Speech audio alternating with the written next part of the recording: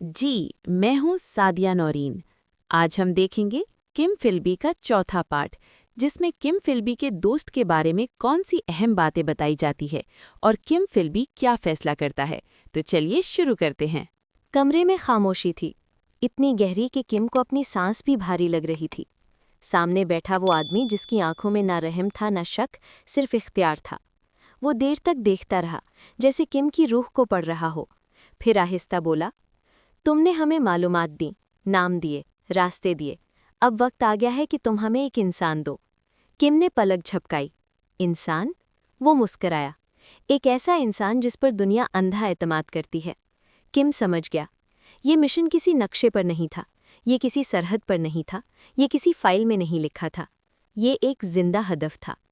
वो हदफ उसका पुराना दोस्त था, वही जिसके साथ वो लंदन में बैठकर शराब पीता था, वही जिसके साथ वो हंसा था, वही जिसने कभी उस पर शक नहीं किया था, वही जो अब मगरिब में एक बहुत बड़े ओहदे पर था, वही जो आज भी समझता था कि किम फिल्बी उसका भाई है।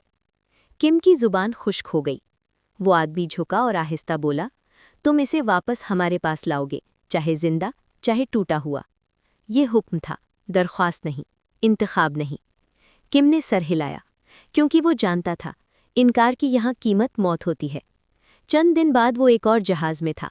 जाली पासपोर्ट, जाली नाम, जाली मुस्कुराहट, मगर आंखों में वही पुराना जहर। शहर बदले, लहजे बदले, चेहरे बदले, मगर खेल वही था। उसने उस दोस्त को फ़ोन किया। वही पुराना अंदाज, वही पुरानी हंसी। यार कितने साल हो गए, मिलना चाहिए। दूसरी तरफ खुशी, हैरत, बेखबरी। और वो मिले, कॉफ़ी शॉप में, खिड़की के पास, हंसते हुए, जैसे कुछ हुआ ही ना हो, जैसे कोई गद्दार सामने ना बैठा हो, जैसे कोई कातिल चाय ना पी रहा हो। वो बातें करते रहे, माजी की, दोस्तों की, दिनों की। किम देखता रहा, सुनता रहा और अंदर अंदर हिसाब लगाता रहा। किस वक्त, किस जगह, किस बहाने। ये इंसानी शिकार था। चंद मुलाकातों बाद उसने जाल डाला। यार एक छोटा सा काम है, सरकारी नहीं, बस मदद चाहिए। दोस्त ने फौरन हाँ कही, क्योंकि वो किम था, क्योंकि उस पर यकीन था, क्योंकि धोखा कभी चेहरे पर नहीं लिखा होता। रात, खाली सड़क, खामोश इमारत। वो अंदर गए और वो वापस नहीं आया। किम अकेला बाहर निकला, चेहरा सपाट, कदम मजबूत। अंदर कुछ टूटा था, मगर वो रुक नहीं सकता था। वो वापस मॉस्को पहुंचा, रिपोर्ट दी, मुख्तसर, खुश्क, बेजज्बा। सामने बैठे अफसर ने सर हिलाया। अच्छा काम, अच्छा काम।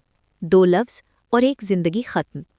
उस रात किम फिल्बी बहुत देर तक बैठा रहा, बगैर हिले, बगैर बोले, बगैर सोचे, जैसे अंदर कुछ बचा ही ना हो। सुबह उसने आईने में खुद को देखा और उसे अपना चेहरा पहचान में नहीं आया। वो जिसके लिए सब कुछ छोड़ा था, वो जिसके लिए दोस्त मारे, वो जिसके लिए मुल्क बेचा, अब वही उसे खाली कर चुका था। एक दिन उसे बताया गया, तुम अब मुकम्मल तौर पर हमारे हो, कोई पुरानी जिंदगी बाकी नहीं। वो मुस्कुराया, क्योंकि पुरानी जिंदगी मर चुकी थी, मगर तकदीर को अभी और खेल खेलने थे। कुछ हफ्ते बाद एक और लिफाफा आया। इस बार कोई खत नहीं था, एक तस्वीर थी। एक पुरानी तस्वीर, लंदन की, क्लब की, हंसते हुए चेहरे और बीच में वो। उसके पीछे लिखा था, हम सब कुछ जानते हैं। किन का दिल एक लम्हे को रुका। ये रूसी नहीं थे, ये कोई और था। वो समझ गया, खेल अब सिर्फ एक तरफा नहीं रहा, किसी और ने भी उसे ढूंढ लिया था, और वो कोई आम नहीं था। उसी रात उसका फ़ोन बजा। नंबर नहीं था, सिर्फ खामोशी। फिर एक आवाज़, तुमने सोचा था हम भूल गए? किम सीधा खड़ा हो गया।